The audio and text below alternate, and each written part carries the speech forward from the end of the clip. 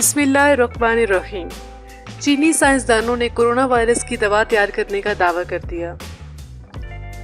Beijing کی ایک laboratory میں تیار ہونے والی دوا کا چین کی مشہور پیکنگ یونیورسٹی میں تجربہ کیا گیا اور ماہرین کا کہنا ہے کہ نئی دوا حیرت انگیز طور پر نہ صرف متاثرہ شخص کو تیزی سے صحت یاب کرتی ہے بلکہ قلیل مدت کے لیے وائرس کے خلاف مدافعتی نظام بھی پیدا کرتی ہے۔ تحقیقی پروگرام کی سربراہ کا کہنا ہے کہ دوا کا جانوروں پر کامیاب تجربہ کر لیا گیا ہے۔ دوا کی تیاری کے لیے بیماری سے صحت یاب ہونے والے مریضوں کا پلازما استعمال کیا گیا ہے۔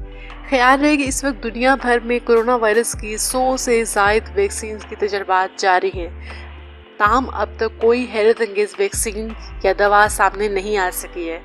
اس سلسلے میں برطانیہ کی آکسفورڈ یونیورسٹی میں جاری کورونا ویکسین کی آزمائش ناکام ہو گئی ہے۔ تجرباتی بنیاد پر ویکسین 6 بندروں کو دی گئی، لیکن ان بندروں میں بھی کورونا وائرس اسی مقدار میں پایا گیا جتنا کہ ویکسین نہ لینے والے 3 بندروں میں تھا۔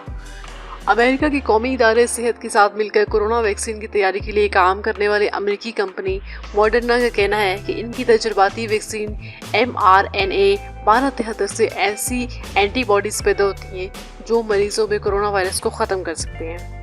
NIH کے مطابق ابتدائی نتائج سے ظاہر ہوا ہے کہ اس ویکسین سے پیدا اینٹی باڈیز ایسے مریضوں کے اینٹی باڈیز جیسے ہیں جو کورونا وائرس کو شکست دے کر صحت یاب ہو چکے ہیں۔